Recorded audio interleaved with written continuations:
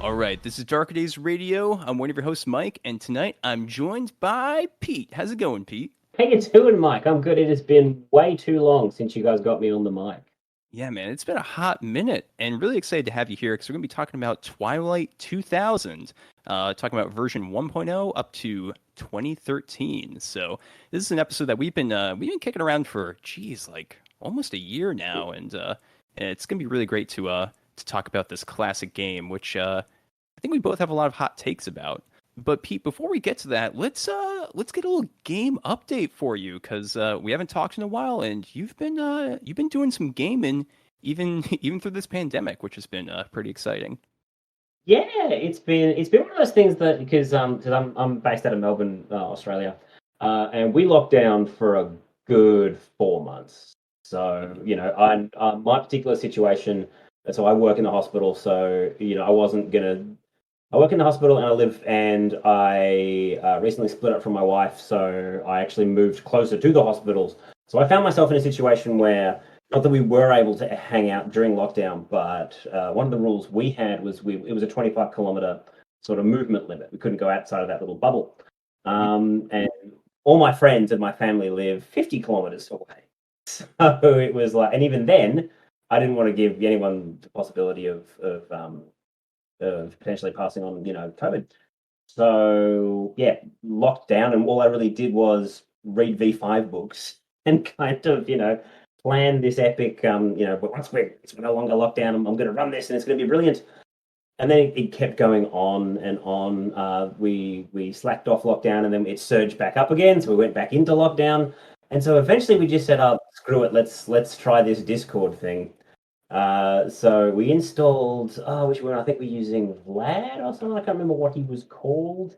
No, using Malcav to do the V5 dice. Oh, And nice. it works surprisingly well on Discord, but we were all kind of just waiting for. And then obviously restrictions eased. We got the numbers down to basically zero, and then we got everybody back together. So we've now played through the entirety of Chicago by Night. We did the sacrifice, and that concluded in the quote unquote canon way. Mhm. So the Lasombra have joined the Camarilla. Okay, Um, cool. I think we've now successfully killed off. Who have we killed off? We've now successfully killed off Sun Newbury. So the Malkavian Primogen is dead. The book actually, oh, spoilers, sorry. Well, not so much spoilers, but Yep. spoilers for my game. Yeah, but sort of the book sort of said, because if he survives the sacrifice, it says that yeah, his very first thing that he does is he runs off and betrays everybody to the Second Inquisition. So he did that, and yeah, and then he paid the ultimate price, which was a Mm. hoot. And yeah, now the boys, or sorry, my players, we've now moved on to Rusted Jungle, which is a chronicle, which is based out of Street Run Red, which has the boys heading off to Gary, Indiana, to well, sort of find Cool. out what, yeah, to the old That classic city, to, yeah, that's to, cool. yeah, to solve a mystery on who's been sort of sending car bombs to blow up the circuitry system in Chicago, and what became of Modius and Juggler. And so we had the first session of that one. That's pretty exciting. I remember the V20 scenario that they came out with for Gary, where it was literally just two vampires left, and that was it in Gary, Indiana. So I'd be excited to hear about how the V5 version turns out. There's a few more now, but yeah, it is sort of like, it's I'm sort of treating it, and I guess the Will countries as, those who've been, if you've screwed up enough in Chicago that they exile you, but not enough that they take your head, you kind of end up in Gary. Mm. So that's sort of where I'm going with it. But yeah, also, so I've the plan, because I had a bunch of shenanigans going on. My players have balls in China shops, and they were just told, look, you need to get out of Chicago. And the other plan that they've decided was that they want to raid Black Site 24. So yeah, the military base that's housing who knows how many kindred, that have been kidnapped and are now being studied by the Second Inquisition. So that's what's going to happen after we wrap up Rusted Jungle. So, and that'll be a hoot, because I have so many cool ideas for what they're going to encounter. I can't talk about them because I think my players may end up listening to this, but yeah, it should be good. I might try and stretch Rusted Jungle out a little bit, just in the hope that the Second Inquisition book will at least get dropped on PDF by then. But whatever, I'll roll with the punches. And if Yeah, I mean, I think you can come up with some pretty cool and unique stuff for the Second Inquisition, and totally can. And if it's my own game, I have sort of I have a lackluster opinion about canon. Like, at one point we were sitting there talking about it because one of my players really wanted to have Hesha Ruhadze, who's the signature ministry character. There's a whole thing about whether or not certain characters like being called a minister or whether they like being called followers of Set. But yeah, one of my players really wanted to have Hesha as his sire. And he's like, oh yeah, but it says in the book that Hesha's an 8th gen and we're all playing 9th. And I went, yeah, and we're all playing 10th. And I went, yeah, I don't care, man. He's 9th. Doesn't matter. Nobody cares, dude. Let's whatever serves the game. We have the same thing we have with another character who we'd sort of decided in the background that he would be like an ex-anarch, and it made a lot of sense to have Anita Wainwright as his sire, who's sort of one of the big anarch characters in Chicago. And again, yeah, there was like a generation disparity. I'm like, oh, let's just move on. Don't worry about it. Just brush under the rug and keep going. It's never going to pop up. Yeah, and anyone who has a massive problem with that isn't one of my players. Anyway, how about you? Well, what have you been doing gaming wise? Oh, geez, not a whole lot lately. We're still playing the Iron Kingdoms RPG with Chris. So that's been fun to go through, and that should be wrapping up soon. And I think when that's done, I am going to be devoid of RPGs for a little bit. So I'll have to figure that out. We've been talking about doing in-person gaming again here in the U.S., because in my region there is very little coronavirus flying around, and most people are luckily vaccinated. So it might be okay to do. We have to talk about it, see if people are comfortable, and figure out if it's safe to do. So we'll figure that out soon. But moving on from there, let's talk about a little bit of gaming news.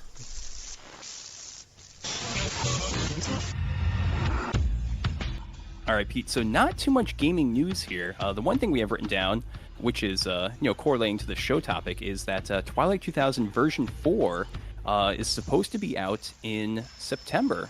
Finally releasing. It was on Kickstarter. Oh, geez, about a year ago. I did back it, which is funny because I'm probably never going to play it. We'll we'll get into that when we talk about the main topic of this episode. But I'm just fascinated by it, and it seems like with Free League being the publisher, it's going to be really good. Did you back to like the all the things level where you're getting like you're getting the metal tin and the funky die? I'm getting the metal tin because I'm stupid. I'm an idiot. I should have just bought a PDF and that's it. But no, I'm gonna get the physical copy with all the maps and everything, so I can just nerdily look at maps of Poland and maps of Sweden. One of my Kickstarters actually recently. Well, it delivered. I don't think it's on sale just yet. I kickstarted the All the Things edition for Vampire Masquerade Rivals. Oh, cool. Oh my god, the guff! It was amazing. Like I got this massive box that had Vampire Masquerade all over it. It was almost just wanted to photograph the box and stick that I wanted to stick that on the Darker Days Instagram, but then I realized I'd hacked it in half before I photographed. Yeah. Well, actually, I think I did put that on there though because it's got I've got amazing player maps. I've these sort of neoprene mouse pads with all this lovely Amy Wilkin art on it. Mm-hmm. I've got little token bags with all the various different clans on them. So all these great things showed up for me to play in-person card games, and then we had another small lockdown. So, but yeah, I still haven't actually had a chance to play it yet. I'm really looking forward to diving in though. Some of my friends have played it, and they say that it's surprisingly awesome. Yeah, that's great. I actually got the Vampire Masquerade Heritage board game right now during our semi-lockdown, whatever we just had for a year or whatever. So I haven't been able to play that. But I was actually meaning to do an unboxing. Like I started to open everything, and then I was like, wait, I should do an unboxing at some point. But then I realized if I'm going to do the unboxing, I should probably learn the rules a little bit so I could talk about it while I'm unboxing, rather than being one of those people that is just like, oh, here's the contents of the box. I don't know how to play this game, but here's some cards or something. So that's been kind of on my to-do list for the last 6 months or something. Yeah. Did you get the funky coins? I did get the funky coins. I'm not sure what you're supposed to use them for, but they look cool. Me neither. This is the thing that I've discovered, which is like half of these games come with stuff that I kind of want for V5 Mm. because I'm using. I am a massive believer in using tokens and in using using any kind of physical media for because I don't know, I like keeping a clean sheet, but I'd rather like seeing like I'd rather hand what happened to I'd rather hand players over points or some kind of blood point or something to to sort of have them lined up in front of them, particularly for hunger level, Oh and yeah. I hand the player coins to represent spent willpower and damage, and I find that works really, really well. So, but I had a conversation with because campaign coins are actually a local company. I had a conversation with one of the owners, and I was like, "Hey, vampire?" And he's like, "Yeah, I had a thing somewhere talking about the potential for licensing," and I'm like, "Please get a license from them so you can produce, official it said so some kind of official official coins representing hunger dice, or sorry, representing hunger levels would be really cool. Mhm. Also, technically speaking, because the rouse check is a pass fail, you could flip a coin. That might be kind of cool. Yeah. Hey, that's a good idea. That's pretty fun. I like it. Yeah, the only one that doesn't work would be the La Zombra. I suppose the La Zombra, not the La Zombra, the Oblivion rouse check, because that one has another effect that comes in if you get a skull. But whatever. That's fine. You can make a roll with just one of the regular dice for that, and that should be okay.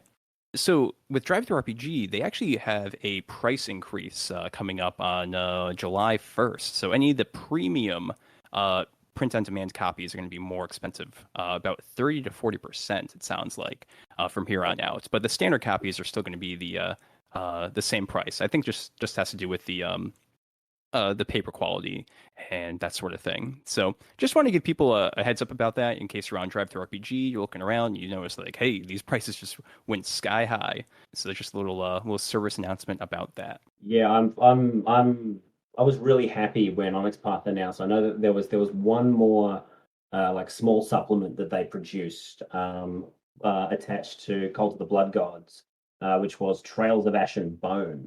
That only came out recently, and I think they fast tracked getting the POD ready to beat to just sort of scrape in Right. and beat that price hike. I'm going to be purchasing that literally tomorrow when I get paid. All right, awesome. You're getting right in before the gate closes, so that's definitely awesome.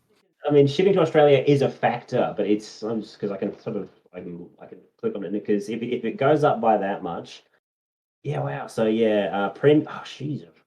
Actually, have I missed it? Because previous, maybe a larger book, but yeah, so that's 45. So premium color is $44. So that'll put it up to around the with shipping in and then with changing currencies over for the Australian peso.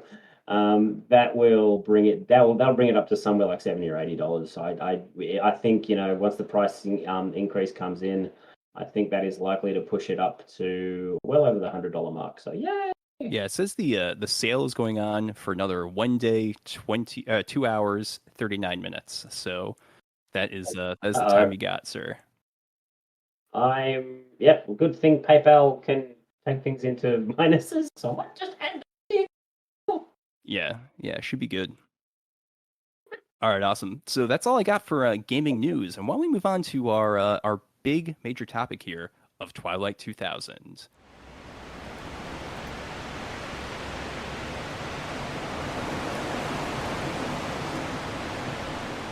So yeah, we're going to talk about Twilight 2000, which is a game about World War III. So I just want to give people a little content warning. If that's not something you want to hear about, I mean, we're not going to be like going too in depth about the trauma of this potential war, but it might come up. So just want to give people a heads up about that. If that's not really something you want to think about or listen to right now, you can just move on to the next episode and then come back to this when you're in a better headspace.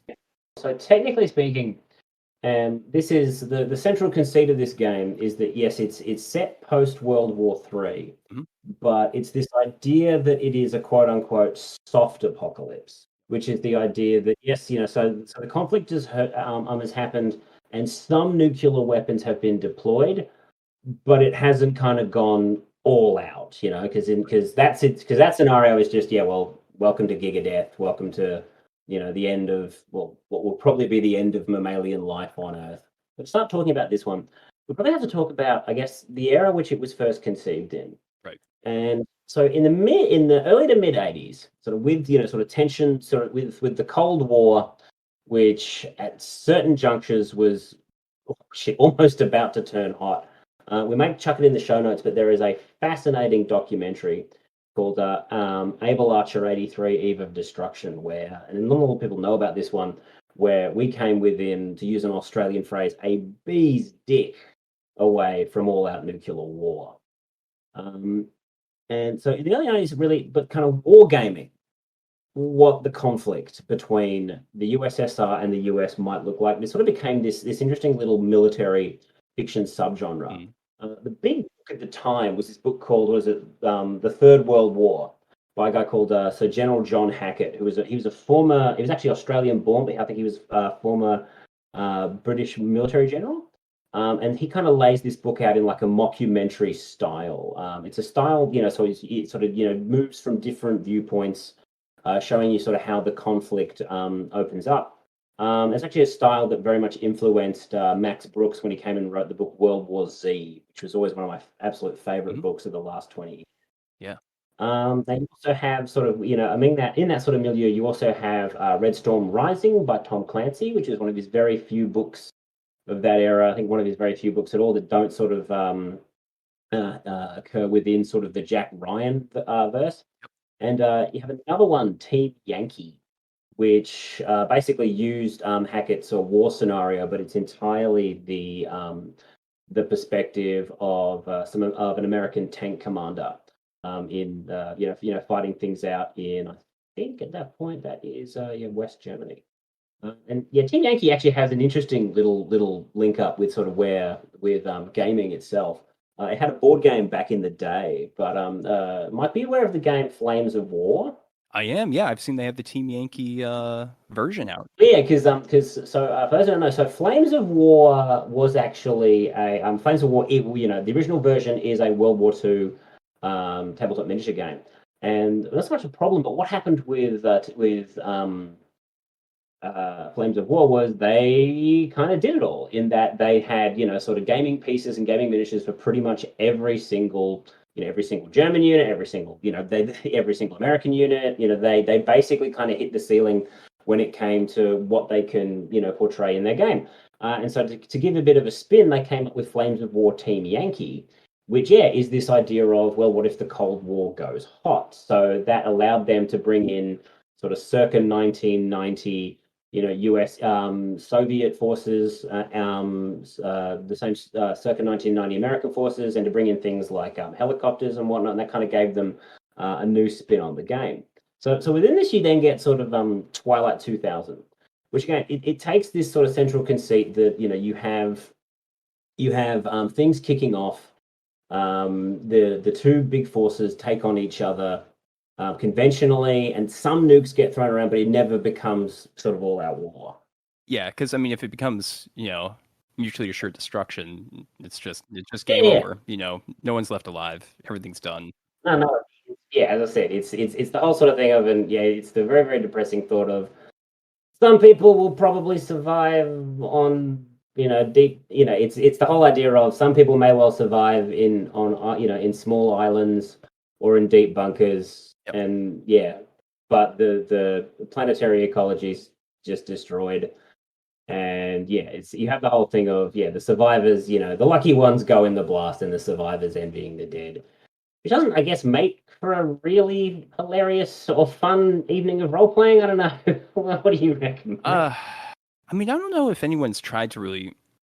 There are games that kind of deal with that a little bit. Like there's the Morrow Project, which is a post-apocalyptic game after pretty much total annihilation. In that game, you play as it's actually very similar to Fallout 4. You play as teams of people that were put into a bunker and were cryogenically frozen, and you're a bunch of scientists, soldiers, that kind of stuff. And you awaken, I think, like 100 years later, and basically have to go through the ruins to try to rebuild society. And there's a pretty cool meta plot to the entire game. So that kind of those sci-fi elements can make it fun. I mean, there's like Gamma World, for example, classic TSR game, That's and when you that's that's when you start bringing in the super yeah, mutants. you got the the essentially magic of that setting, the psychic powers and all that kind of stuff. So that brings in like fantasy, sci-fi elements and the like. So when you add in those things, yeah, you can make some fun role playing. But if you just want to play a highly realistic version of mutually assured destruction, I mean that's going to be brutal. I think it exists in video game form. You can go give DEF CON a try. Yep, If you haven't played that one, I've had a couple of games of DEF CON, and you think it's going well, and then you're like, yeah, mistakes were made. yeah, yeah, it's tough. Yeah. Yeah, so kind of following on to what you just mentioned, Pete. This is a different time, as you mentioned, and there's a lot of this came out in 1984, the same year as Red Dawn, which was a Yep. highly I don't know what you want to call it, jingoistic neoconservative film. It really kind of glorified war and resistance, and the free peoples fighting against communism, that sort of thing. Where you get some, we can Mhm. sort of jump sideways for a little bit. We are going to talk about Twilight 2000, Yeah, but right. that's where you get some interesting. There are some interesting war films of the period, particularly because I may need to have a quick Google while we talk, but because you have Red Dawn, but before that, I believe you had The Day After, which Yep. was this sort of, I believe it's either a two. I don't think it's a two-parter. I think it's a single sort of. It's a TV movie, which was at the time a quote unquote realistic depiction on what the civilians, on what the civilian experience of all that nuclear war was. Incredibly depressing. And then you have the British version, which is a film called Oof. Threads, which, for my money, is my numero uno most disturbing horror film I've ever seen. Take your Exorcist, take your Shining, take anything, take your Blair Witch Project. This film, I watched it as a teenager, and it left a fold in my brain I have spent Yeah. over 20 years trying to iron out. This film just sears itself. Yeah, Pete, you recommended that film to me, and man, oof, You watched it, did you? Oh oof, my it's god. brutal. It is absolutely brutal, and takes place in Sheffield, UK, where Chris lives. Yeah, enjoy that, Chris. Oh my gosh, yeah, You can watch it and you'll be like, shit, Chris. yeah, yeah. So let's not have a nuclear war ever. Yeah, really, that film, I think is also. I've also seen The Day After, Yeah, and which is the really watered down. Oh yeah, yeah, exactly. sort of version of Friends. That one feels watered down. Threads is intense, and Threads gives you like there's these little like title cards that'll pop up every once in a while in between scenes, and they'll just give you facts, just really depressing Yep. facts about what is occurring in the planet or to the United Yeah, Kingdom. Um, absolutely. yeah, totally brutal, totally brutal. So Yeah. so I think It has this narrator.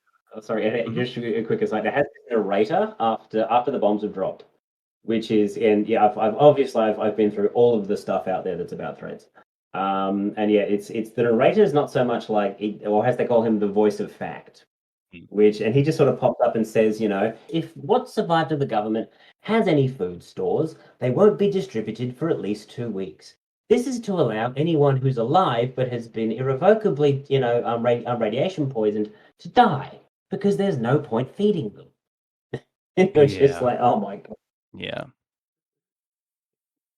absolutely brutal, absolutely brutal. So let's kind of move this back to Twilight 2000, and I kind of want to ask you, Pete. First up, have you ever played Twilight 2000? And if so, or if not, how do you feel about playing it?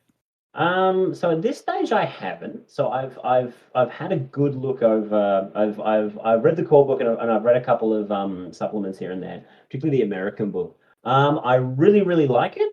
I'm intrigued by the setup because, well, we'll swing that back around to a Yeah, second.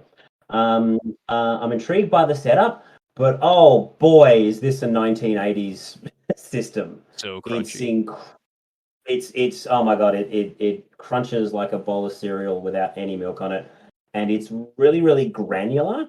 So I mean, back in the day, because I remember coming across it. One of my good buddies, Jim, he was a Twilight 2000 nut. He was like, "Oh, look at this game, I really want to play it." But by that point, it was already, because I sort of got into gaming around the mid '90s. At that point, I think the game was already defunct, and yeah, Cold War was a thing of the past. It looked like, hey, what happened? So it kind of was falling away, and by that point, we were getting into, I think obviously at that point I was a teenager, and this thing called Vampire had shown up.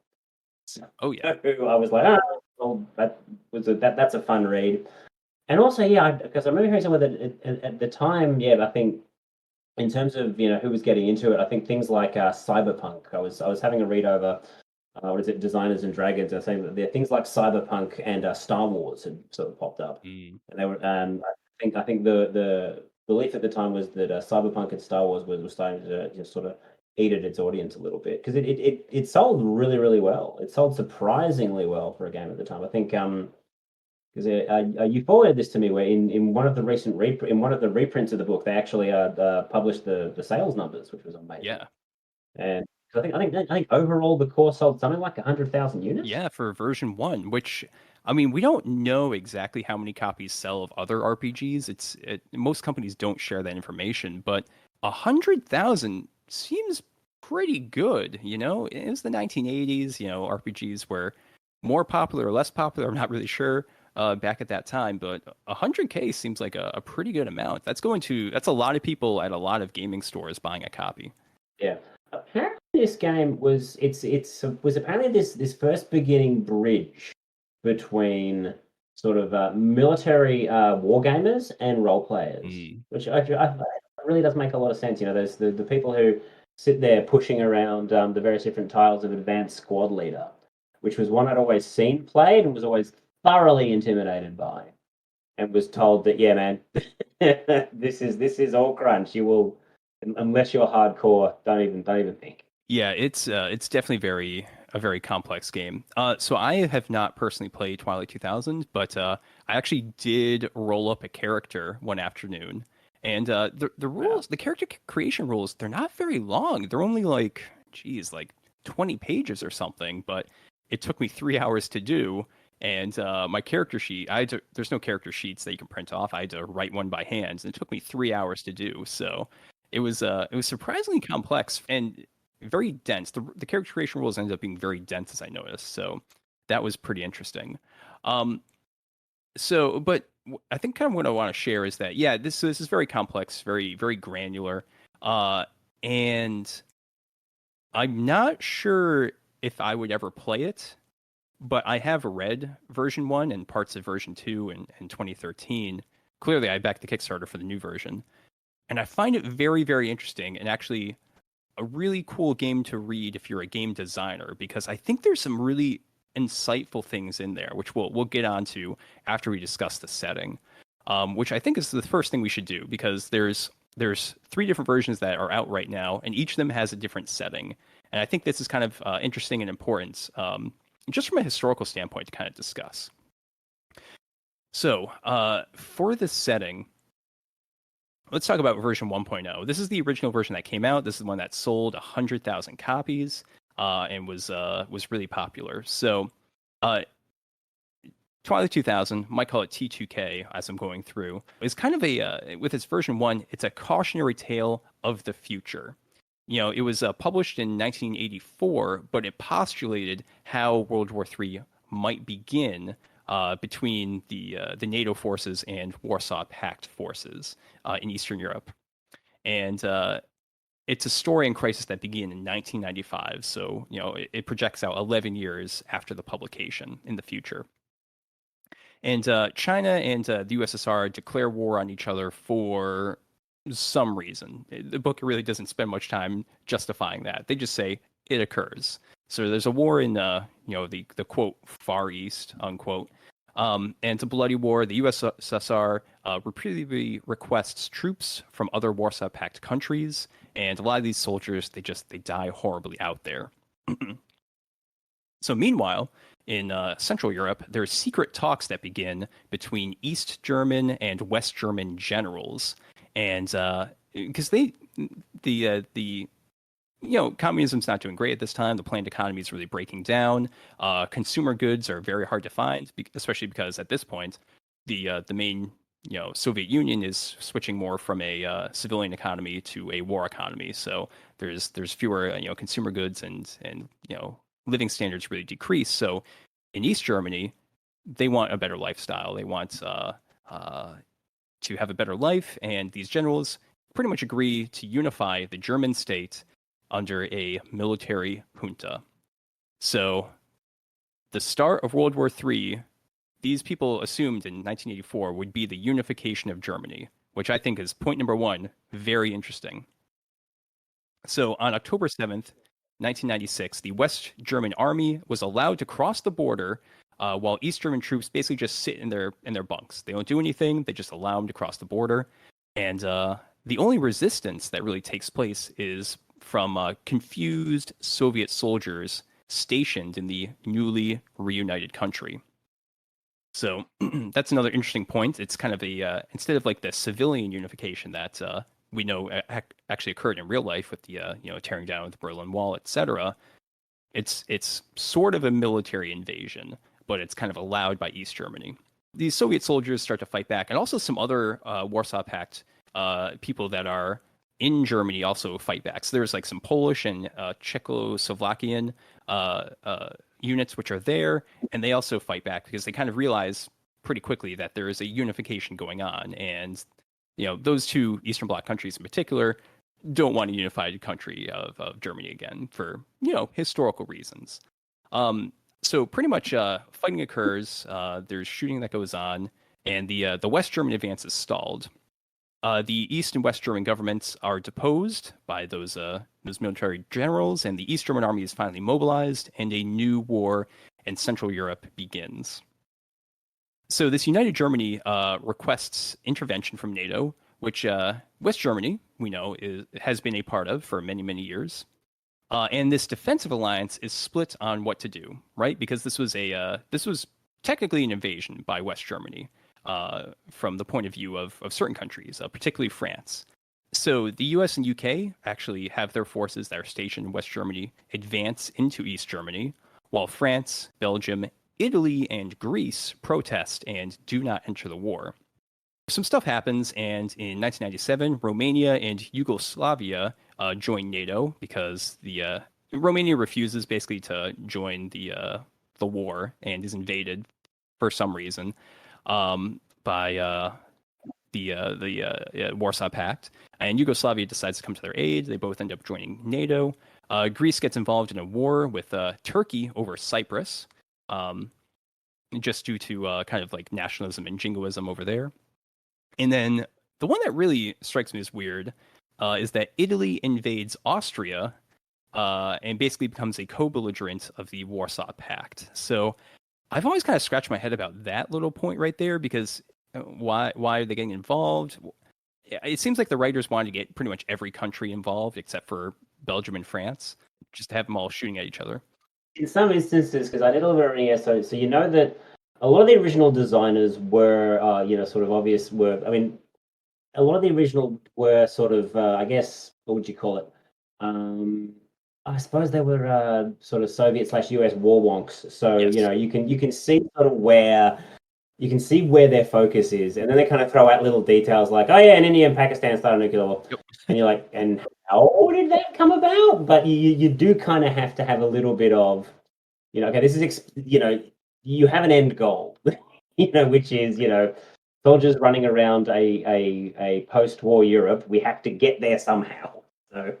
Right. And I think I was trying to think about it. Maybe the Italian government in the 1980s was controlled by the socialists, I believe, and I'm wondering if that's kind of the justification they went with. They're like, oh, maybe because they're socialists, they won't want to help out NATO, and then maybe they'll try to attack this other country, Austria, for territorial gains. That's usually the motivation, it seems like, in a lot of these wars that are declared, is just like territorial gains. That's what they want. Which is very jingoistic, but it's not always the best justification. Okay. I mean, do you agree with that, or do you disagree, Pete? I guess so, mate. In all honesty, my knowledge of sort of Soviet influenced. Okay, was it the Italians attacking? So Yeah. yeah, my knowledge of the era is incredibly limited. Particularly, like intra-European relations at the time.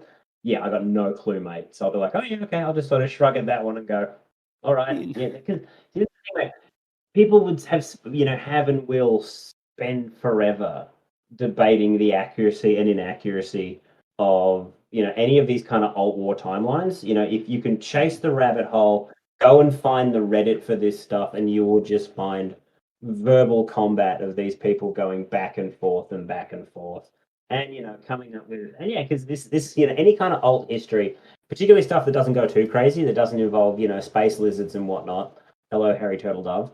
Um, any of that sort of stuff, yeah, you'll find people going back and forth, coming up with, oh, if you have different divergent points, like let's say, if Hillary Clinton had become president, this war would have happened, and this war would have happened because this person would have, had influence, and da da da da da, and you're like, right. yeah, okay, sure, it's all fun suppositions, but you ultimately have kind of no way of ever really knowing. Right. So, You need to make assumptions just to get yeah, things moving with this timeline, and that's what the writers had to do in some ways. So suffice it to say, everyone's fighting everyone, and the war in Europe gets increasingly desperate as NATO forces take over most of Poland, and they actually step onto soil of the USSR. And with Chinese infantry making gains in the east, the Soviet leadership authorizes the use of nuclear weapons, which is really part of their doctrine, right? And is part of Russia's doctrine to this day. If they are at war and they start to lose, it is in their doctrine that they will use nukes. In this case, in Europe, the use is very tactical and limited because they're trying not to destroy at this point too many factories and other things that could be useful to the war effort. And however, on the undeveloped Chinese frontier, the nuclear strikes are horrifying and destructive, totally destructive, and are basically just targeting infantry divisions out in the open and just killing people in swaths. So next winter is incredibly cold, and destruction of some infrastructure causes widespread food shortages, and there's refugee crises, not only on the U.S. southern border, but also on the French and Belgian east border, as people from Germany and other places are trying to get into those countries which are not at war. Destruction of ports and refineries mean that soldiers need to retool their vehicles to run off distilled alcohol rather than on increasingly rare gasoline. And aircraft pretty much become a memory as jet fuel is so rare. And eventually there's a Soviet counteroffensive which pushes NATO forces back into central Poland. Fresh recruits are pretty rare, and soldiers are stuck far from home as they really start to become farmers more than fighters, right? Because they actually need to farm in these areas to get the organic material or wheat to make that alcohol to do that distillation. News is hard to come by as television, radio, and computers were mostly knocked out by EMP pulses from high altitude nuclear bursts. But soldiers have begun to hear rumors of a new U.S. president and a continuation of martial law against his wishes. By spring 2000, the remaining U.S. Army has collected enough ethanol to fuel tanks and jeeps for a new offensive, one which is so disastrous that the remaining NATO forces crumble, and your unit's last message from their commander simply states, "Good luck. You're on your own." And that's the setting of Twilight 2000 version 1. So pretty brutal, and we'll get into the gameplay yeah. and other kind of mechanics later, but overall, I mean, Pete, how do you feel about that? How do you feel about the overall thing with like unified Germany triggering the war, etc.? Look, if that's all stuff that if you say, well, that's not real, if you say, well, that's not realistic, that's not how it would have gone down. Well, that's easy for us to say with the benefit of this all. This book is nearly 30 years old. It is, yeah, this book is over 30 years old now. And whether or not any of that's realistic or that was likely to have happened, again, I'm not really a scholar in that, or haven't really done a lot of research into it. But the basic sort of setup here, so that's again, I kind of feel like we want to set up where you have military, where realistic military shenanigans or realistic, you have players running around a shattered Europe. It gets you there. Yep. You know what I mean? It's a good enough setup that it gets you there. And yeah, I'm actually pretty happy with that. That sounds like a really interesting setup for the beginning of this game. Yeah, definitely, definitely. And I think it's kind of the main setting for the initial game is in Poland, and this really kind of gets you an interesting situation where the battle lines have moved back and forth. You have these kind of U.S. forces and English or sorry British forces, German forces all kind of there in little pockets trying to survive. You've also got breakaway Soviet units that have they've gone rogue. Maybe they kind of become warlords here in the area and set up their own little fiefdoms. And you also have some forces which are still loyal to the Politburo in Moscow. So it kind of sets up this really interesting dynamic that you have there.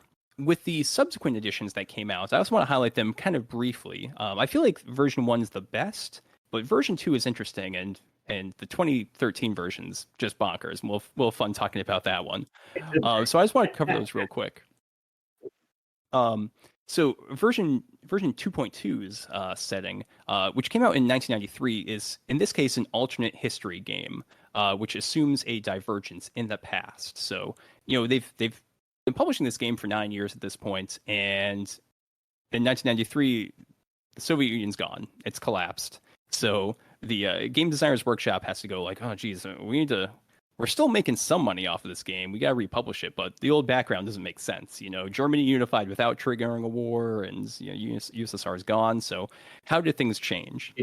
And Didn't think about Chernobyl, which a lot of people have said that was, even I think Yeltsin himself said, not Yeltsin, Gorbachev said that the Chernobyl disaster was what really took out the Soviet Union, which was something certainly these guys didn't think. Well, no one really predicted ahead of time.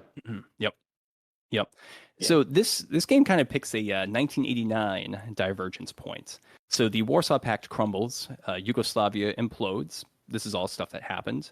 And in 1991, and this is a real world event, there was a coup by USSR hardliners, some generals, the KGB, and this results in the ahistorical death of Boris Yeltsin and the imprisonment of President Mikhail Gorbachev. And that's all stuff that didn't happen in real world. The coup failed because of because I believe it was the whole thing of the hardliners came in and they told sort of members of the special forces to go and arrest Mikhail Gorbachev, and apparently all of them just to a man disregarded the order. And it's an interesting pinch point, because if they hadn't, things may have gone another way. It's one of those sort of interesting little boil down moments where what I mean, where the world history, or where world history could have gone a different way if certain people hadn't made certain decisions when they did. You know who Gustavo Princip is, mate? Oh yeah. Or was? Mm-hmm. Yeah.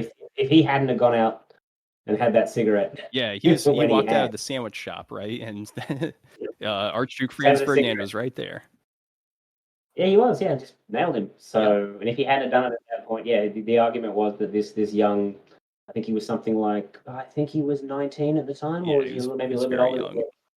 The other, he's very young. Yeah, this guy was the architect of the 20th century. Pretty much. The other funny thing about that is the Grand Prince's or Archduke's driver could not put the car in reverse without stalling, and that's why they were stuck right there. Wild. It's a fascinating. Again, So what we're talking about was the execution of Archduke Ferdinand, which led to the breakout of World War One. There is an amazing episode of Hardcore History by with Dan Harlan. That if you're interested in, look that one up. It's absolutely fantastic. But moving on. Right. So basically, this coup occurs, and several European republics of the USSR attempt to leave the Soviet Union, but are suppressed. And then in 1991 to 1994, there's a pro-democracy movements that spring up all over the place. But then they just kind of simmer. They're not as successful as they were in our real world history. Obviously the Berlin Wall did fall in this scenario. So the combined German economy does it tries to integrate, but really struggles. Bringing together the Western capitalism and the Eastern planned economy. In 1995, Chinese ultranationalists demand border concessions from the USSR kind of rump state that exists, and that's kind of denied, and it leads to open warfare between China and the USSR. And once this war occurs, that allows Belarus and Ukraine to break away from the USSR. So they've lost those two kind of major European republics or constituents to the USSR.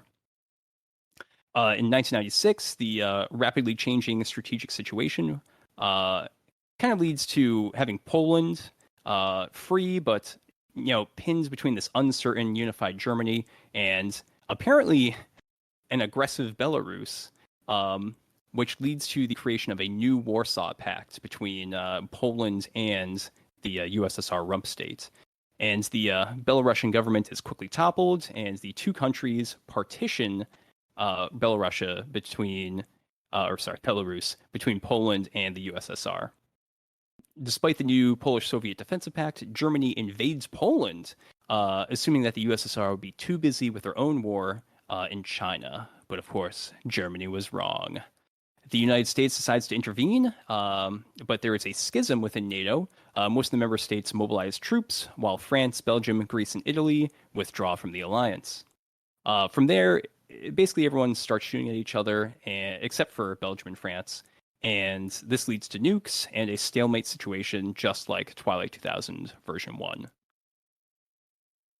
So it's a bit jankier to get to the same Total War situation as version 1, Pete, but I find it kind of interesting because, originally I didn't like it, but then I started to think about it more, and it's really reminiscent of the how the Russian Empire fell apart during the First World War, and all the little border conflicts that took place in between the successor states, right? So you had Poland fighting Lithuania, fighting the Soviet Union, fighting Czechoslovakia, and all this other stuff. So I think it's kind of interesting in that regard. Except in this case, there's nukes. I can sort of, because I think they talked about how they said, look, obviously this has become really anachronistic, right? And we need to make our split point somewhere. So I think they came up with a decent enough. I also said, look, it's decent enough, and yeah, I try not to prod it or make fun of it too much because it would never happen. This could never have been this and this, because yeah, as I said, you have an end goal again, which is we need to set up for our game. And yeah, look, I think the version 2 fixes work quite well. Mm-hmm. As opposed to Twilight 2013, which we're now about to talk Oh my about. gosh. Yeah, if you want to make fun of something, this is where it starts. So, yeah, 93 Game Studio got the license to Twilight 2000, and they decided to publish a reimagined setting. So, Twilight 2013. Yeah, reimagined. Yeah. Anyway. So, yeah, it came out in 2008 and imagines a future which diverges from our own world in 2007. So the new setting is much more detailed, but it's also a lot more bogus. And it plays on the main fear of U.S. citizens at the time, terrorists. So the Twilight War, as this World War III is usually called, the Twilight War in some of the setting source books, the Twilight War begins when France nukes Belarus. Yep, Pete. Why? You heard it right. You heard it right. So, yep. Basically, France nukes a minor Eastern European country because it's harboring terrorists. And then that makes sense. Yeah. Because they lost to them in friggin' Eurovision or anything. Oh no. No, it was so there was a terrorist strike in France, which they didn't like, and they found out it came from Belarus. And France did try to send in some French special forces to take them out in this setting. And the special forces failed, so they decided, well, might as well just go straight to nukes, and that is the origin of this setting. Yep. And then Russia, under the CSTO, which is the Combined Security Treaty Organization, which is the kind of counter NATO that they have with Kazakhstan, Belarus, a couple other countries. Russia retaliates and nukes France. The EU, which is an economic union, It then decides to become a military alliance for some reason and join the war with France. Everybody starts fighting. India and Pakistan nuke each other because that always happens in the Twilight settings. China nukes the U.S. for implementing trade tariffs, and then infiltrates the U.S. with 2 to 6 man special forces teams, and just hundreds of them. They're just everywhere. Roving bands of Canadians pillage the land. Australia turns into a mad 80s movie. A giant Islamic Union state forms and attacks Israel, with most Israelis seeking refuge in Egypt. Russia invades East Ukraine and annexes Crimea. Pete, it's bonkers. It is. I mean, look, and I know we just spent a bit of time saying that, well, I know we just spent a bit of time saying, look, I'm not going to I'm not going to begrudge the designers too much for trying to come up with X leads to Y when that might not have been realistic, because you need to be able to get to your setting. But this just takes it to at that point 7 years previous. We're not. This isn't ancient history at this point. It's an alternate world in a war that didn't happen.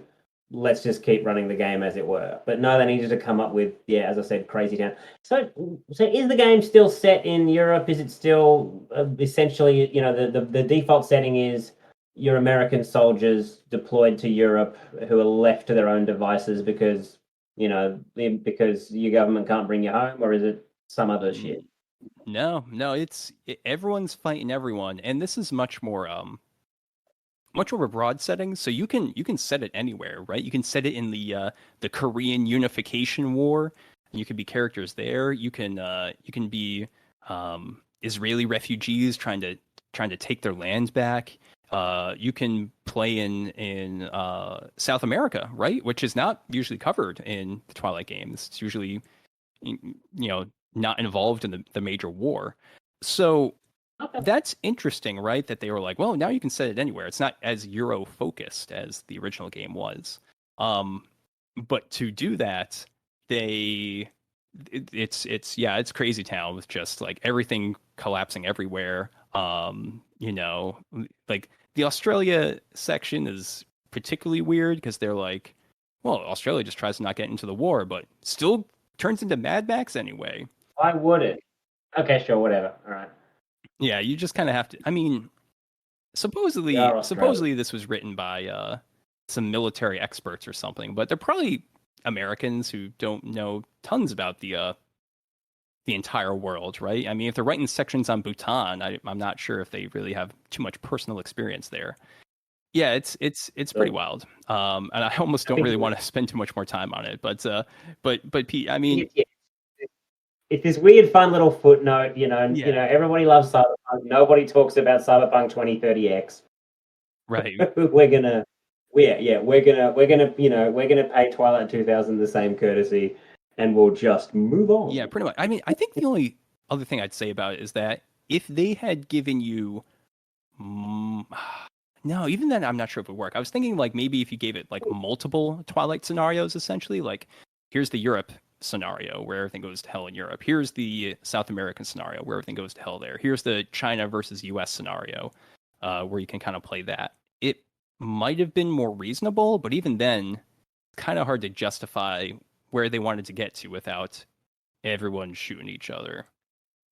Yeah, Yeah, I find it interesting that a lot of these games, I mean, particularly this one, is showing its age because of all the scenarios it presents, the idea of, I don't know, like a second American Civil War with everybody, with all this unrest and people shooting at each other, on American soil, never occurred to them. And where right, are we now? right. Yeah. Yeah, I know. Yeah, other kind of historical footnotes to kind of mention. There was an alternate setting that Game Designers Workshop came out with in the mid '90s because Twilight 2000 sales were flagging and they wanted to reinvigorate it, and they came up with a new idea, Merc 2000. So there's no World War III, but governments kind of collapse and corporations start to take over and use private military contractors against each other. So it's Blackwater the RPG before Blackwater, and I guess kind of like almost like cyberpunk in some ways, where you're kind of like edge runners or shadow runners, working for these corporations to do stuff, but without the cyberpunk. Did you ever hear of a game called Millennium's End? No, well, I have you mentioned that? I think you've mentioned that one. I may have at some point. Millennium's End is basically Merc 2000. So yeah, it's the same Okay. sort of thing of like how it's starting to collapse. It was at the time it was described as the techno thriller RPG. Whoa. So yeah, and it is Shadowrun without it is sort of Shadowrun without fantasy stuff. Mm. Or cyberpunk without the cyberpunk. Yeah, as I said, it's sort of the basic idea of you are ex-military, you are a band of professional criminals who are ex-military, ex-police, or ex whatever ex-criminal or what have you, or former criminal who are now running around doing wet work for various different corporations. Yeah, went for a while, did its thing. Yeah, the Merc 2000 sounds sort of very very similar. Hmm. Yep. Yep. And apparently, Merc 2000 was the precursor setting to Game Designer Workshop's Dark Conspiracy RPG, which is kind of their horror near future game. I think that one's also got that's like a horror near future that also has. I think it's got. Yeah, we probably do need to sit down and give Dark Conspiracy because Dark Conspiracy is also coming back. Everything's coming back. Yeah. I think Dark Conspiracy. I think we need to hold off to give that one its own episode because it's very much in our wheelhouse. Mhm. But to the best of my knowledge, yeah, that's sort of near future guys hunting, I believe, supernatural creatures. I don't know, but I actually just bought the book, so it should be arriving in POD form pretty soon. Getting a sequel. All right, there we Yep. go. We'll come back and we'll review Dark Conspiracy. Dunskies, no problems. We'll get feedback for that one. We also have, which I think is really interesting. You have Traveller 23 AD, which was a setting. Now, weirdly enough, when they first published it, it was called Traveller 23 AD, and it had nothing to do with Traveller. Correct. Yep. Yeah. So because Game Designers Workshops, because one of their other big RPGs was of course Traveller, sort of the first big sci-fi game, and yeah, so Traveller 23 actually had nothing to do with Traveller, Mhm. and the later editions of it were just called 2300 AD. So the deal there is it's set about 300, obviously 300 years after Twilight 2000. And the deal there is that the countries that were least devastated by the Twilight War, are able to, sort of rebuild quickly, get space programs going, and they end up the dominant space powers. So in this time frame, the dominant space power is actually France. Mhm. It's not bad. And at the time they were claiming that it's hard science or as most close to hard science space. Like a space RPG that you can get. At the time, they were claiming that they were the only RPG using the most realistic star maps possible. Interesting. It's not bad. It's very alien, if that makes sense. It's that sort Huh. of corporations out there, and you're playing kind of working stiffs running around. Um, it's even got its own sort of equivalent of a bug race, which they call Kaffers, which yeah Yeah. is, and I know that is a racial slur in South Africa, but Oh. yeah, but Oh. that's because That's well, yeah, no, that's a problem. no, it is, but well, hang on a second, yeah, it is, but that's because the word literally means bug. Okay. Well. Hmm.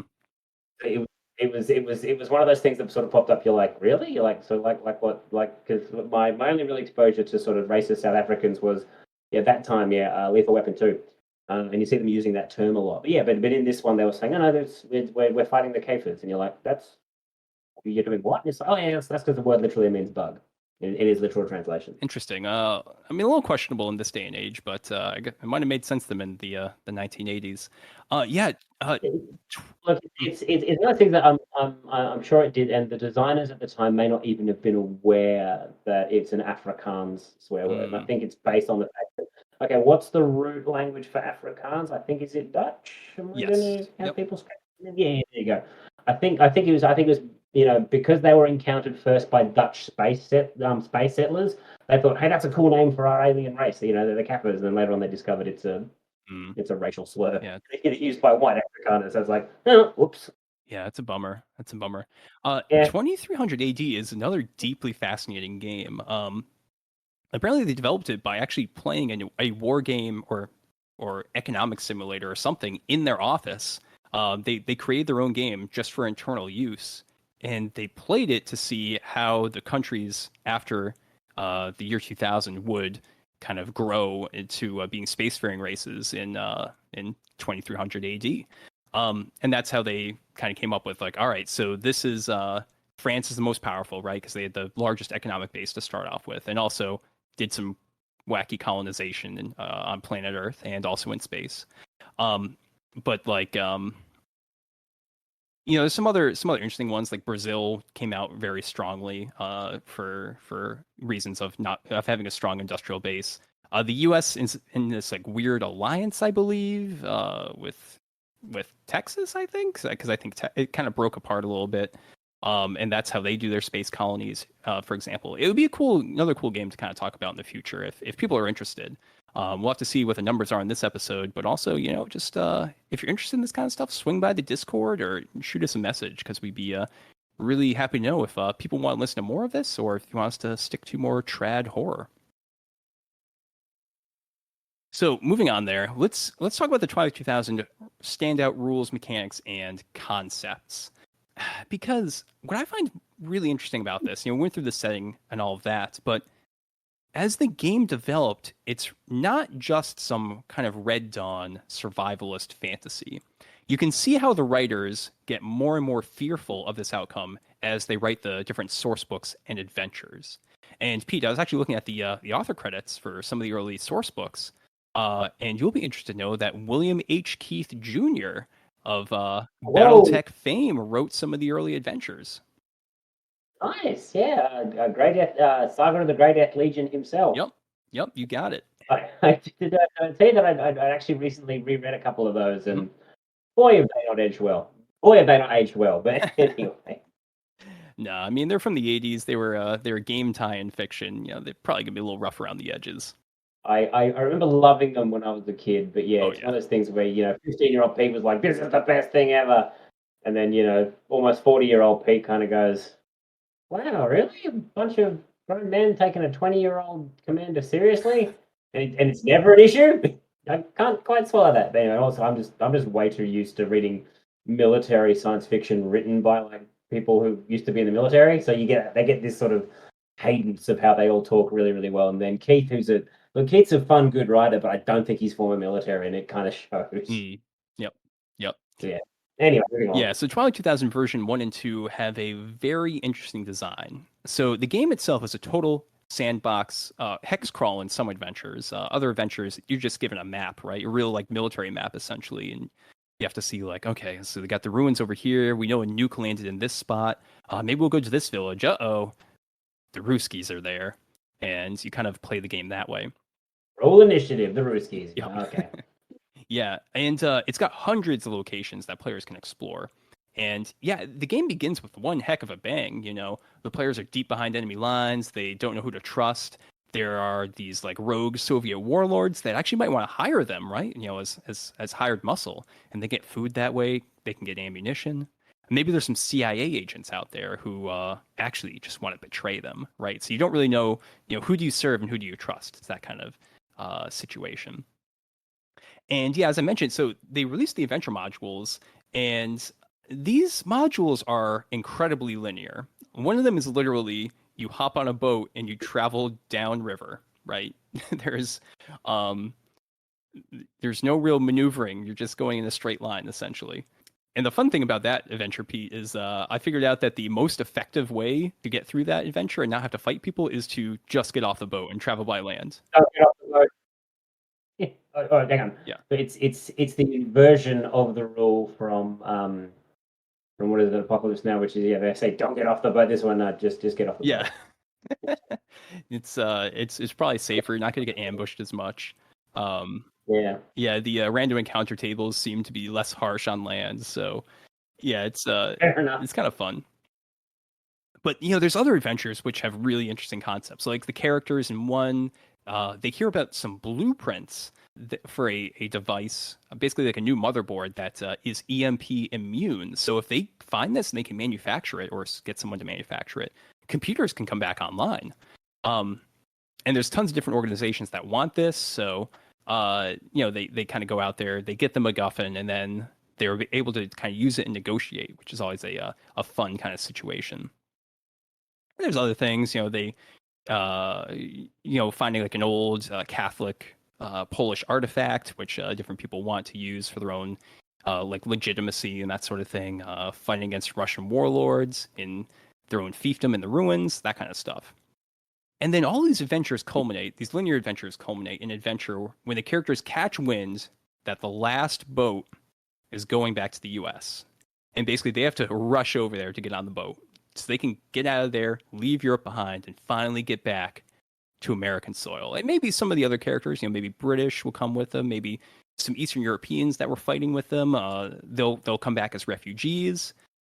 They finally make it home, and they arrive back to a broken United States. So, which is a fun little Pyrrhic victory. Also, if for what I think is a really fun spin, did you ever hear of it's a combination sort of adventure and source book? Have you heard of Red Star Lone Star? I've seen it, but I don't know much about it, Pete. What's good about it? A Russian invasion of Texas. Wait, what? Yep, well, yeah, because it's this whole idea of Oh, everything's screwed up. So yeah, so one of the big, I would need to look up exactly what its name is off the top of my head. Help me out, Mike. But yeah, one of the big source books is the guide to this now absolutely screwed up United States. Yeah. I think Washington's been nuked. The big, a handful of the big population centers got nuked. And if they didn't, the suborbital EMP bombs have gone off. So so the place has been shattered. And yeah, within this situation, you have warlords and things popping up. And within this situation, yeah, a small contingent of Soviets, are able to hold and occupy, along with certain segments, where the Mexican army has actually crossed over and has taken over a bunch of border cities as well. And yeah, there's this large contingent. Well, there's this contingent of Soviets who have taken and hold in an area of Texas. Yeah, that makes more sense than I originally thought, Pete, because there are a lot of troops in Cuba, so they would have just taken a boat over. Yeah, absolutely. It's like that. So yeah, and it's one of those things that the player characters, either having never got shipped over to fight the Twilight War to initially, or again they finally come back to a broken United States and discover there's Russians in Texas. That will not stand. You can tap into your inner. You see that way you can have a bit of a go at doing the whole Red Dawn. Yeah. Without it being completely kind of crazy. I kind of love that movie. But anyway, it's a relic of its time. I mean, if you're watching it and you're just like, huh, this is interesting, rather than being like, yeah, let's fight people, jingoism, that sort of thing. Like, yeah, it's fine. You can enjoy it, as long as you realize that, going to war with the Soviet Union's not good. Yeah, it's not a documentary, but yeah, people that film drove people insane. There was kids apparently digging bunkers in Central Park in New York, convinced that this was going to happen. Holy smokes! Yeah, it's kind of a crazy film. It's just the hardest conceit there is that a bunch of school kids, take to the mountains, learn military tactics, and then kind of take on Russian Spetsnaz forces and win. But oh well. Yeah, it's still as a quick aside, it's maybe sort of.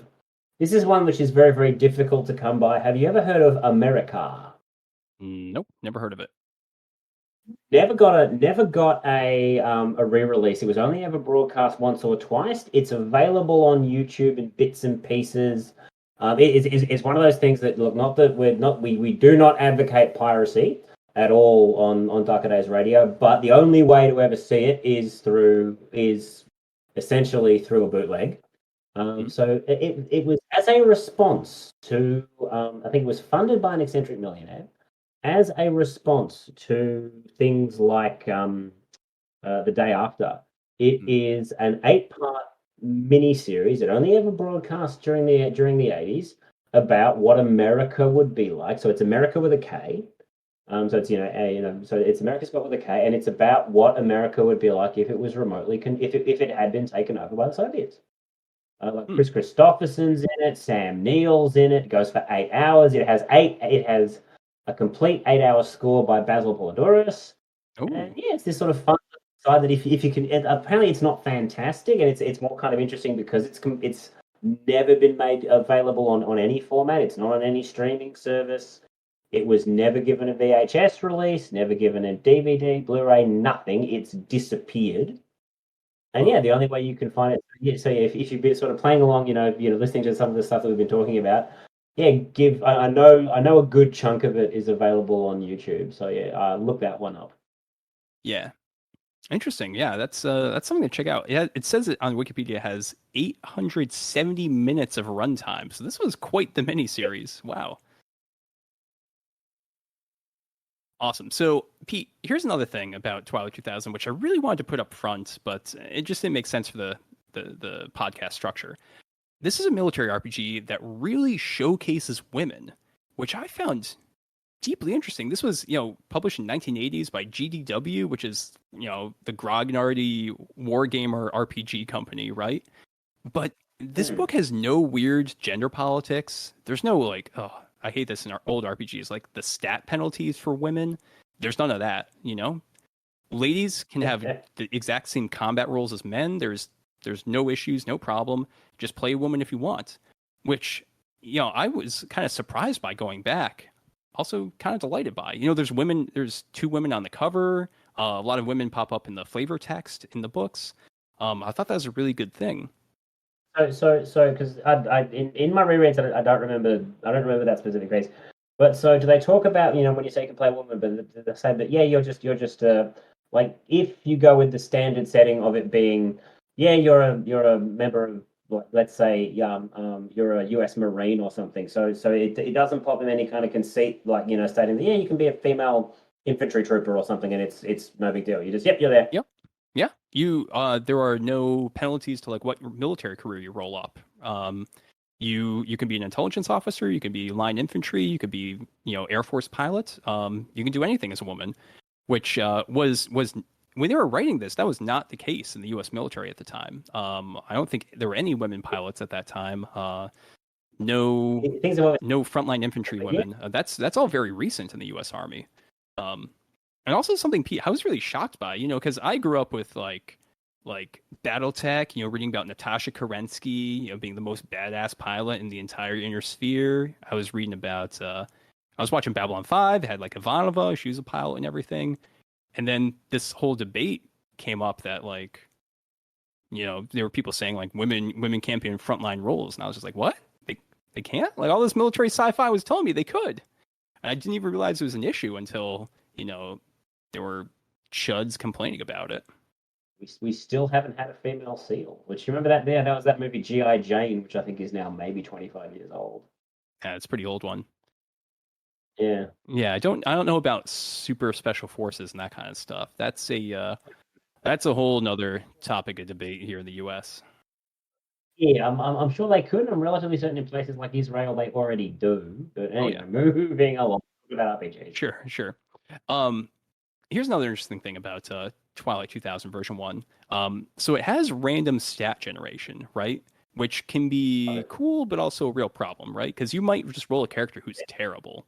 Um, and the interesting thing that they did was that if you roll poorly with the random stats, the system gives your characters more experience, right? It assumes that your character has probably been, in the combat zone for longer, and having survived longer, your character has a higher coolness, which is actually the best stat in the game. So the only way to start off with the best stat in the game as being high, you have to roll poorly on the rest of your character, which is interesting, right? Coolness is the stat that kind of determines your initiative, right? And if you have a higher coolness, that means you get to act in more combat rounds sooner, which means that basically you get to start shooting faster. And in this game, it's incredibly deadly. So you definitely want to have the initiative if you can, or plan ambushes. That's the best way to strike in this game. Other interesting things: characters all start the game radioactive. There's no escaping it. You have 1d6 rads, and it can only go downhill from there. And so what is the overall penalty like? Like if you cop too many rads, yeah, you die, Yep. right? Obviously, or you have and did they put in sort of the whole sort of thing of like take a radiation hit, and within sort of 18 months, you may develop like a really virulent form of cancer, or no, nothing quite like that. Man, I'd have to go back and reread the rules. I mean, Yeah. obviously, end line is death, but I think you get sick as you go along, and other things like that, which I think could be really interesting if the referee keeps track of the rads and hides it from the players, right? So they don't know they're getting irradiated most of the time. Uh, Uh, and they will just start to develop symptoms as they go, and that'll kind of be the key. Like, oh, we're in trouble. We need to be careful about this kind of stuff. the symptoms is a good part. I foresee it as, again, like in the hand, look, anything in the hands of a bad GM is not going to work. But yeah, if you would need to kind of keep them updated and give them symptoms like, yeah, you start to feel sick, you can't keep down any food, and it's like, oh, I wonder what's wrong with me, and you're like, medical knowledge, and you're like, oh, this seems like radiation poisoning. But yeah, I like the idea of keeping track of the rads and maybe not telling the players, just kind of giving it to them in kind of in-world symptoms. I've actually was experimenting doing something similar in Vampire where I was keeping track of damage and I was just kind of telling them, yeah, you feel like you got a broken arm, or you feel, or yeah, you feel, he punches you in the chest and you feel one of your ribs crack, rather than giving it to them and yeah, take two superficial. Because I guess maybe the idea is that their reactions will be sort of, more, I guess, more realistic. They're going, it's just too superficial. What do I care? Mm. Yeah, it's pretty interesting. What do you It's reckon? pretty interesting.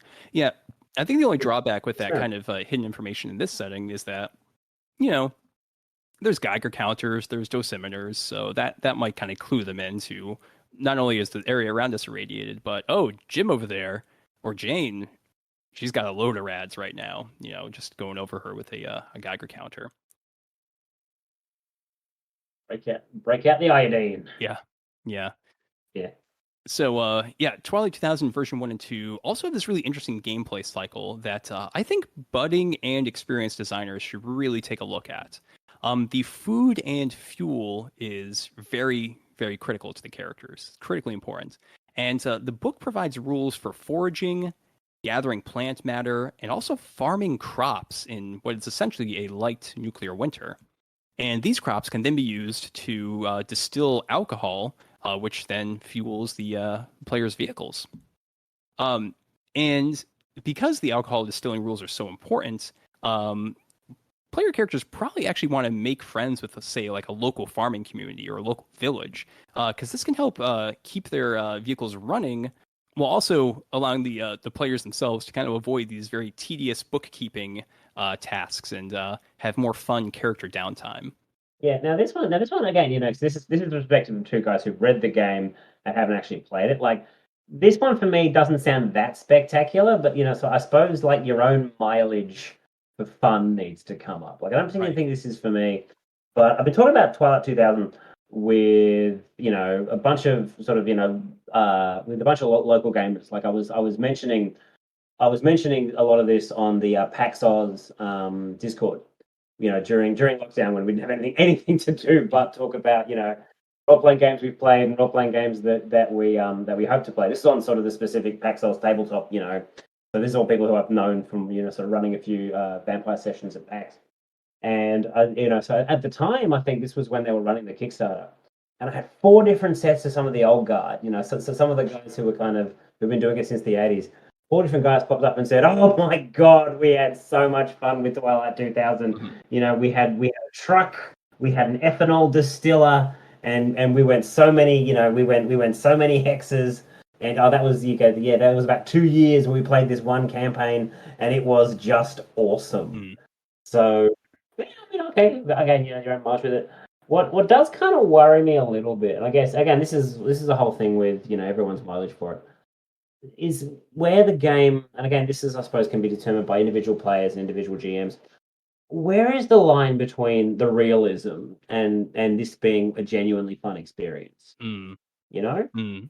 where you have the idea of, look, we need, there's no petrol in the cars, so everything is going to be about keeping the vehicle mobile. Otherwise, we'll be walking, and yeah, that's not going to work very well. Because yeah, look, I mean, ultimately, you kind of boiled this down to sort of the realism factor. And again, you mentioned sort of keeping track of food. Realistically speaking, in this situation, what is going to kill the vast majority of people. When society's broken down, you don't have access to, all the things that society gives you. And the big one there being, sort of like potable water.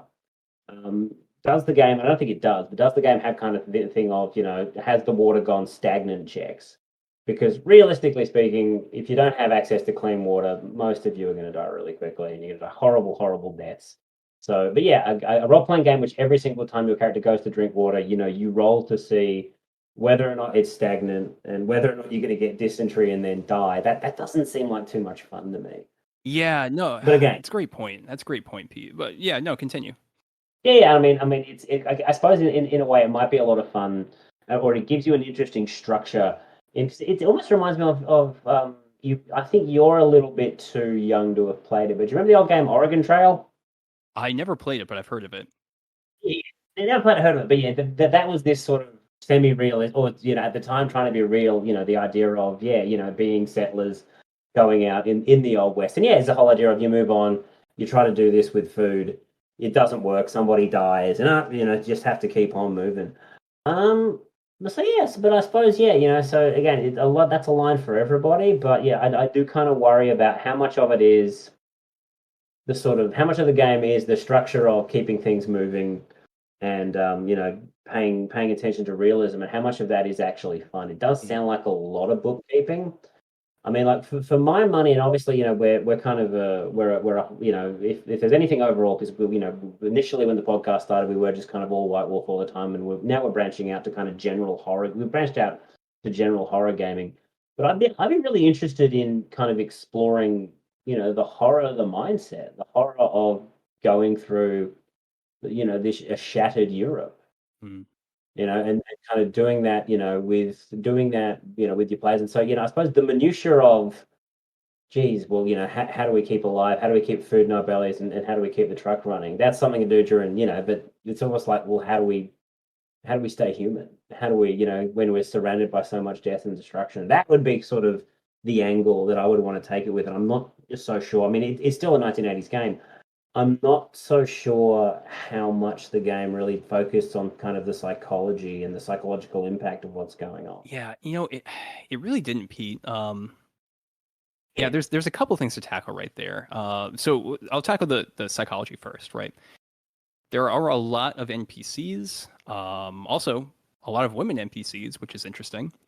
And I don't think it discusses their psychology that much. I think in a more modern game, rather than the sort of like write up for every single village that they have in this game, saying like, well, this is a village of 50 people and they have this much food and some guy here has some bullets he might trade, that sort of thing. It almost might be better to write up a whole bunch of vignettes, basically. Here's Yeah. 50 vignettes that your characters might encounter in their travels in Poland, right?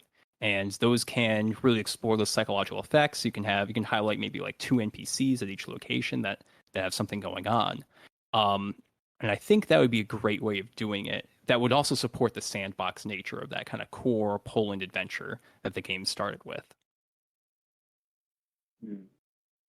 So that's how I'd probably do That'd it be these that. days. We'll see how the new Twilight 2000 handles things. I haven't heard anything about the Free League version tackling psychology, but that could be the case. That's my knowledge, because so the PDF has gone out to backers. We can talk to sort of that. I've okay, I'll cop to it. Yeah, so I've had a look at the PDF. I think it's actually pretty good in that. So they've ditched the original system and they're using something which is a spin on the Mutant City Zero system. Because all right, so Cool. the new edition has been put out by Free League. It is absolutely gorgeous. It has got all the sort of that lovely Free League artwork in it, and it's kind of using their in-house system, which is the Mutant City Zero system, which they've used for Alien, and which I'm very, very familiar with, as anyone who sat there listening to me wax lyrical will know. But the Alien system is really good because the Alien system has that stress mechanic, and I think they've ported that over for the new edition. So that's something I really, really find interesting, because you know how that one. Have you heard how that one works? It's actually quite similar to Hunger Dice. in that it kind of, you keep picking up stress, you pick up an extra stress Mhm. and extra stress here. And it kind of builds up, until the point where you sort of get to a breaking point where you need to roll on a table to see how you just kind of lose it, Yeah. all the way up, and sometimes you can just kind of stop and scream at someone, or you can even just kind of, go, sort of start firing your weapon or whatnot. So I mean, obviously, and that was sort of the version that popped up in Alien. I think this one's maybe a little bit more granular and doesn't quite sort of, it doesn't, it's not out to emulate everything you see, obviously, because that's more of an emulation of what you see in Alien. But yeah, I think this one's maybe more suited towards, not so much suited to, but has more tools in your toolbox for dealing with the sort of with the psychology of what your players are getting up to. Yeah. Yeah, it's really interesting. And yeah, I think we're going to probably I know David really wants to cover the new edition of Twilight 2000. So once that's actually out and we got like physical copies, that could be something we do in the future if listeners are interested. So definitely let us know. And Pete, there was one other thing you kind of mentioned just about like the funness, and I actually want to go back. So I don't think the alcohol distillation rules are fun. I just think they're interesting that they're even included, right? So how many military RPGs out there have all these rules for how you can farm, right? It's pretty rare. And I think it does highlight some of the desperation of the setting, which I think is interesting. But I think that, Budding and experienced designer should take a look at it, maybe just to figure out if they can improve it, if they can make things a bit more streamlined. Because while I think it's important to track, having to track every individual liter of ethanol seems a little too granular, especially in this day and age. So I think that's really what I kind of wanted to highlight about that. With regard to realism as well, Brendan over at Full Metal RPG has an interesting saying, which comes from one of his political classes, that institutions create incentives, and this institution of tracking food and tracking fuel does create incentives for the players. I talked about the nice thing about the characters maybe making friends with the farming community, but you can go a lot darker than that. You can have serfdom, you can have enslavement, you can have these characters just becoming, petty warlords essentially, and just kind of using people for their labor, for example. So the rules as written do lead to some potentially realistic gameplay, and I think that's also why they're interesting. Not exactly Yeah, because positive, but interesting. yeah, it's and I mean, and yeah, so boiling things down to, it gets to the point where if you hand wave the food rules, then then the players aren't going to focus on food. They're going to be like, well, we're military people. Let's go do military stuff, Yep. And if it's like, and I kind of like the idea of, no, the war's over. Nobody won. It's not about winning a war. It's about getting home, or it's about, or it's not about winning a war. It's about survival. Yep. So if you don't, I mean, obviously you've said, and yeah, that they're a bit too granular and a bit too crunchy, but but there still needs to be rules for that there. The idea of, well, we haven't eaten in 3 days. What are you going to do about it? Mm.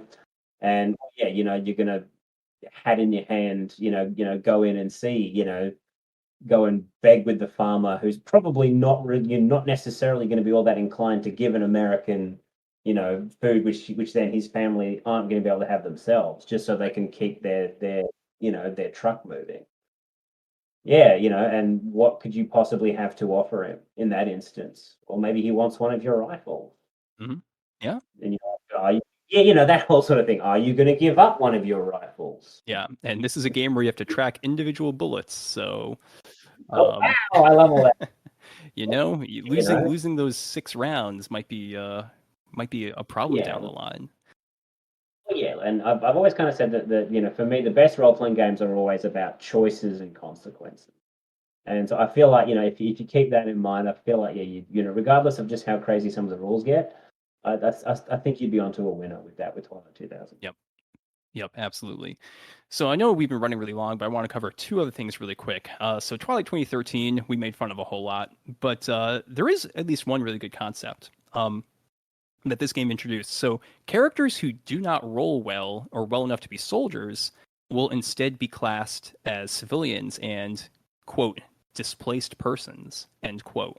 So this opens up to having the game be less combat focused, and stories which are more about that apocalyptic survival rather than just military operations, which I think is interesting. And it also can kind of highlight a situation where, well, okay, so your base got attacked, and some of the characters are soldiers that escaped, but there's also just some civilians, like an engineer, maybe a nurse, for example, that kind of just had to escape with them, and you're trekking across the countryside with this more mixed party rather than a military outfit.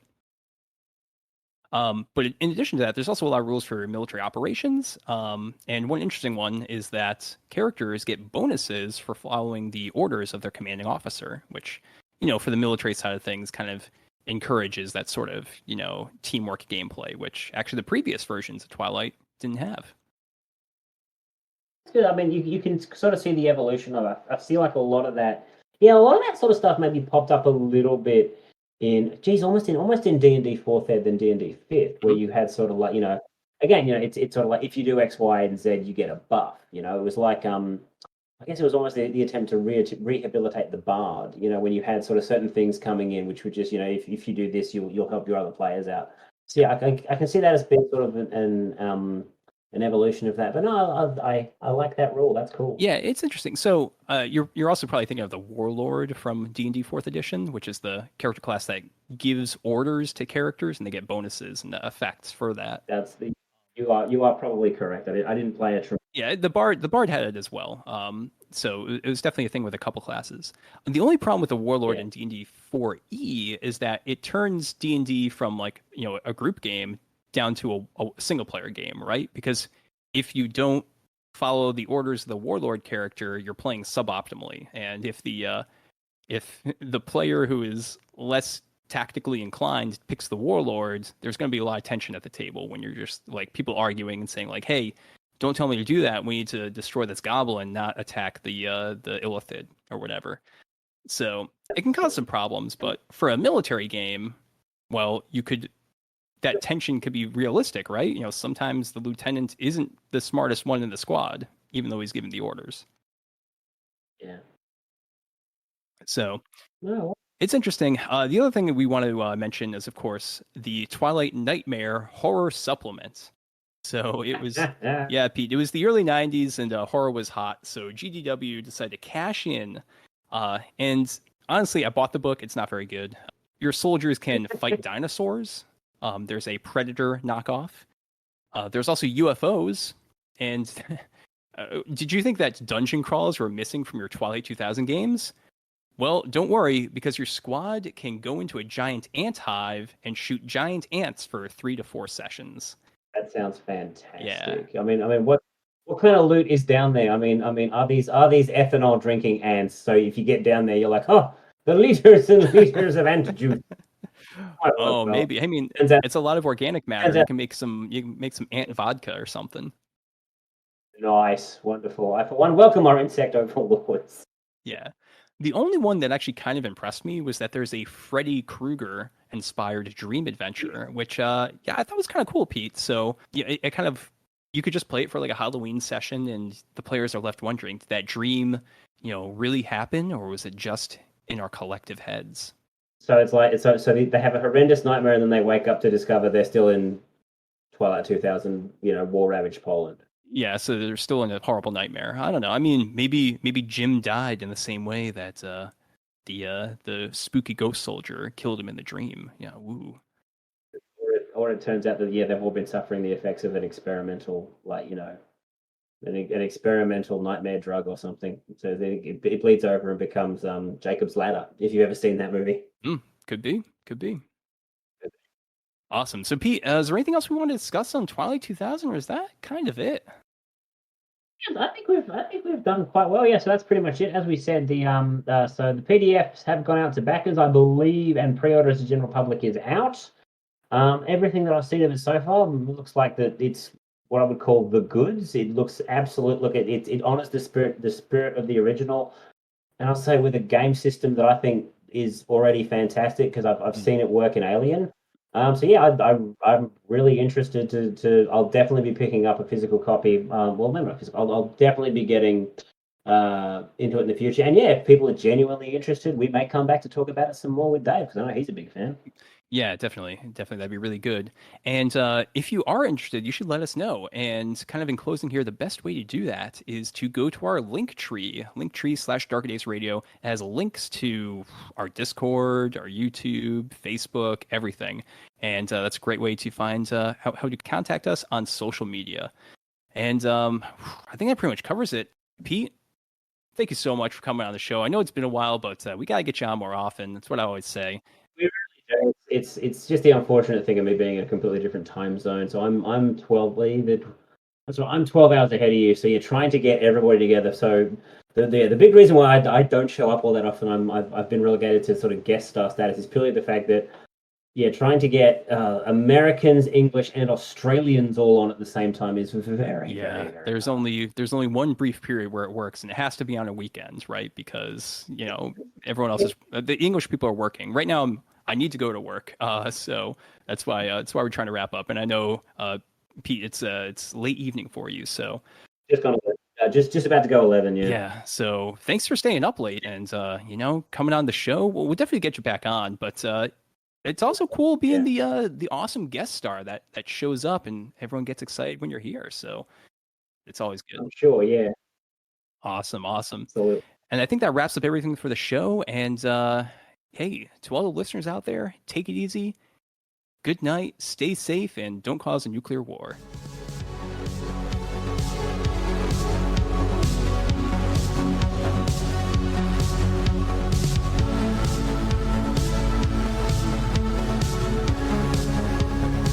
This has been an episode of Darker Days Radio. Special thanks to Occam's Laser for the intro, outro, and new bumper music from their hit album, 9 Circles. Check out the rest of their work at occamslaser.bandcamp.com. We will see you all in the year 2000. All right. I had to make that gag. Sorry, we've been saying it. We've been saying Twilight 2000 all the time, and I had to make that joke. Nice. Yeah. Anyone who's a Conan fan should understand that one. And yeah, he's wrapping up late night now. So thank you, Conan.